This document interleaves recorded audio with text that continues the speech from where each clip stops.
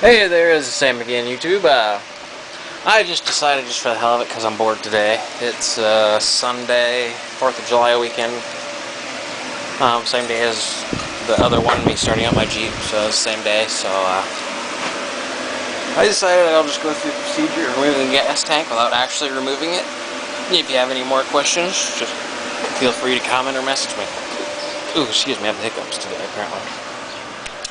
Okay, so the first thing you're going to want to do, of course, make sure your truck's off. Now, you don't need to be stupid, you don't need to block the wheels. Well, if yours is a stock Cherokee, you might want to jack it up, it might make it a little bit easier. If you got a lifted Jeep, you can do it without lifting it at all, or jacking it up at all, so you can just leave it in park. I don't really ever disconnect the batteries of doing this. You're not really screwing around with any electrical crap besides unplugging one electrical connector. First thing I'd do is, most of you'll probably have a little cap over this. Take a little screwdriver or Phillips screwdriver or something, jam it in there against that little shiny piece right there in the middle. Leave all your gas, your fuel pressure. That way when you undo your hoses, it won't spray you in the face with gas. Or if you have a Schrader valve tool, you can just take it out. Just remember to put it back in before you try and start it. Alrighty, the second part, I'm going to grab this creeper here. Ooh, Matt Tools, fancy, huh? Ain't mine. I wish it was. Okay, I'll just unplug this battery charger for now, because it's in my way.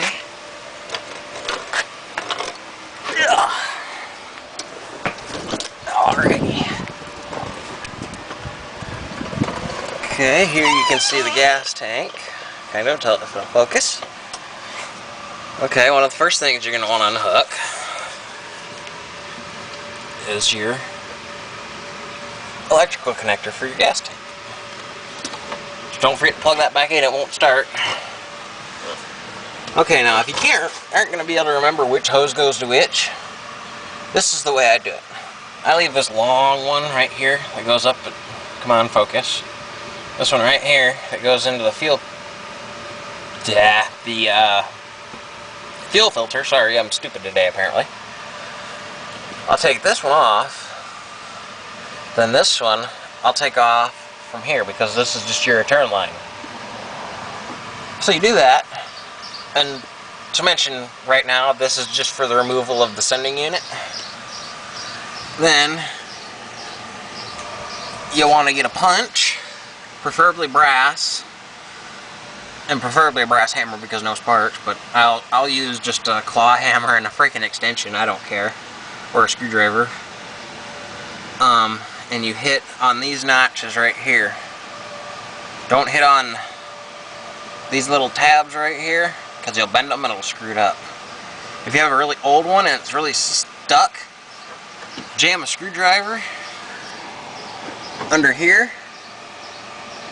I'm sorry, it's kind of hard to see because everything online is painted. But this tab on the outer ring, stick a pounded flathead screwdriver under there and twist it or pry it. That'll help you get it out easier. Just remember to, before you completely take it off, to clean the area out so that way when you go to put it back in, you can kind of smash them back down. And then you'll kind of have to twist and finagle it out because there's a fuel pump socket that I think they both go off that way, and then the float dealie for your fuel gauge goes off that way too. Just be really careful not to damage the float, because if you damage your fuel sending unit, the gauge sender, you have to buy the whole new sending unit, and I have yet to find one at an auto parts store that doesn't come with the fuel pump.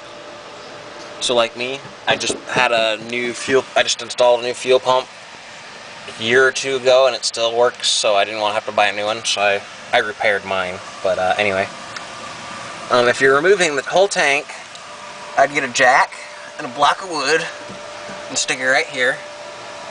Then what you're going to want to do, I'm not sure the exact size, mine are 9/16 because as you can see I broke mine getting mine off, and I just had some all thread and I made new ones. So mine are 9/16 head nuts. So mine will not be the same as yours. And then once you get the straps undone, they'll fall out of the way. The tank will obviously be hanging there.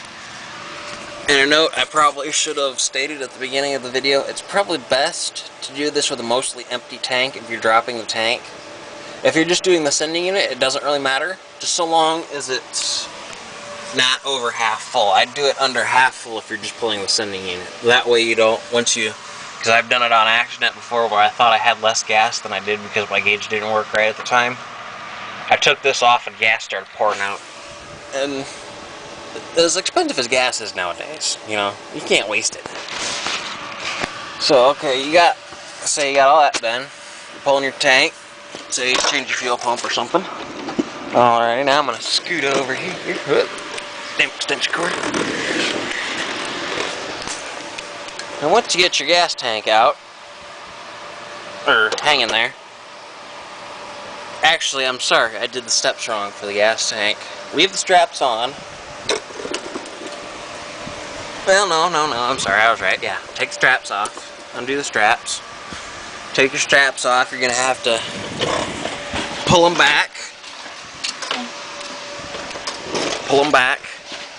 Might have to bend them a little bit, and then you're going to want to get this damn camera focus. You're going to want to get this at a cockeyed angle to get it through here so you can pull the strap out.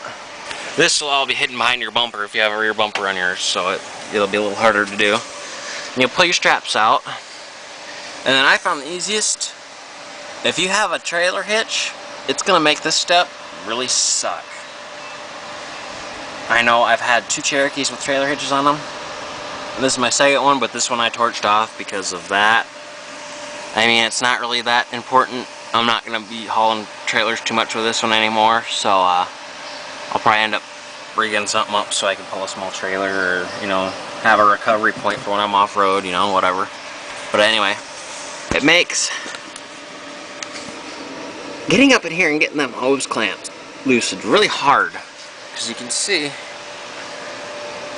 hang on, let me, shit, I can't turn macro off, sorry. This whole video is probably going to be shitty because the macro's on, ain't it? Sorry, guys. But, I mean, you ain't got much room to get your hand up in here.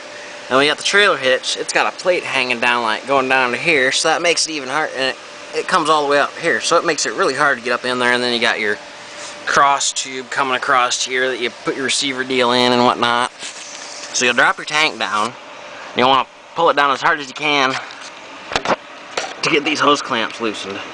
Now, as I've had mine out before, okay, come on, focus. You can see how I have mine angled. Yours may not be angled that way, and you may get really frustrated. Another way to do it is up under here. There's going to be a cover here, and there's going to be a screw, a hex screw right there. You might be able to get the hoses off there and then finagle it out. But I'll warn you now, when you go to put them back on through the frame, as mine is, the hoses go through the frame. There you can see that spacer deal. And then out the other side, over here, up into there'll be a cover here. You can see where the cover usually sits. I think it goes all the way down to here, I think. I don't remember for sure. Mine didn't have it on it, but, and it goes up to your fuel filler. But it will suck. I would recommend the second person. The first time I did it, the hoses were so damn stuck on there, I ended up having to take a utility blade knife and slitting the end of the hose a little bit so that I could get it to release from the hose because it'd been on there for, you know, it's an 89, it's like 23 or 4 years, you know, I'm not really, don't remember off the top of my head, but, yeah, I'll just warn you now, it will suck getting it back in there if you have the trailer hitch. Without the trailer hitch, it's not that big a deal. If you have the ability, say you just bought a trailer hitch for it and had it put on, if you have the ability to take it off yourself, I would do it. It might take a little longer, but it'll save yourself a whole lot of headaches. And if you're installing a brand new tank, I would recommend painting it. And before you paint it, I would probably recommend sanding it a little bit, because I didn't, and I did all that just putting it in. But otherwise, it doesn't look that bad. But my tank was galvanized too, so it doesn't really matter. Oh, Jack doesn't want to roll. And then, as to quote the ever helpful Haynes manual, reinstallation is reverse of reassembly is the same as in. God damn it! I just keep screwing it up. This was supposed to be funny, but to quote the ever helpful Haynes manual, reinstallation is reverse of disassembly. Although in some cases somewhat harder. Okay, I'll hook my fuel dealie back up. Make sure that's on there and give it a little tug. Make sure it don't pull off. Always double check all your hose clamps. Make sure they're on there good, nice and tight. Make sure, I believe, if I remember right, there's a little bulge right here. I think you can kind of see how the hose bulges out right there a little bit, right behind the hose clamp. Don't put your hose clamp on that.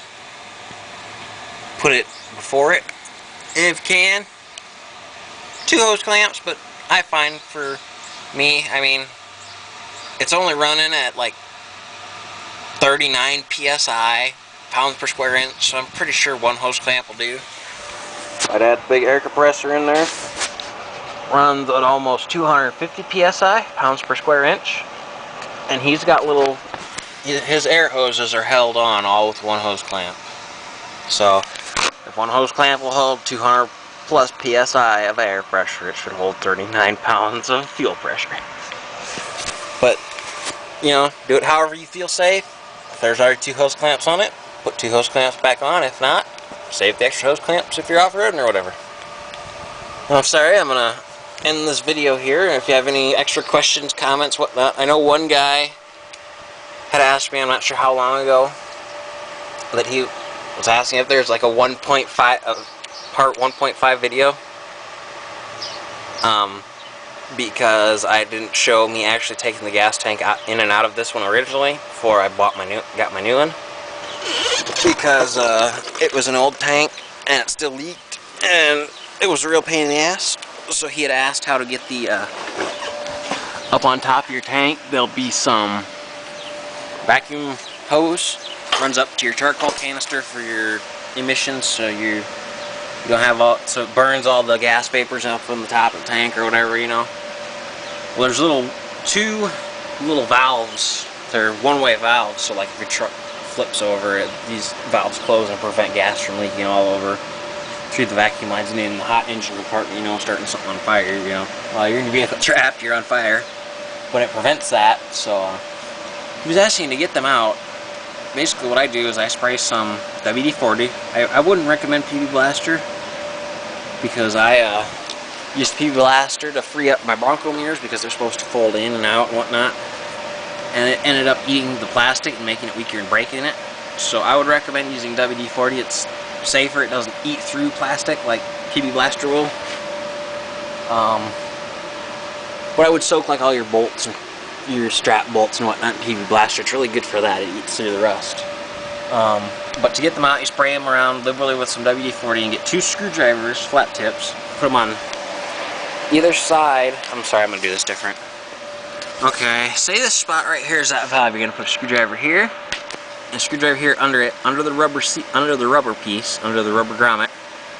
And at the same time, sorry, you're going to pry up on both of them.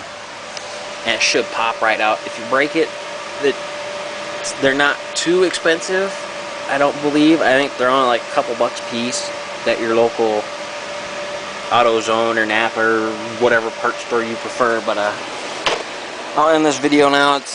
Look, last time I looked at the screen, it looked like it was getting to be 12 minutes, so I've probably bored you guys to death by now, and I'll let you guys go. Bye.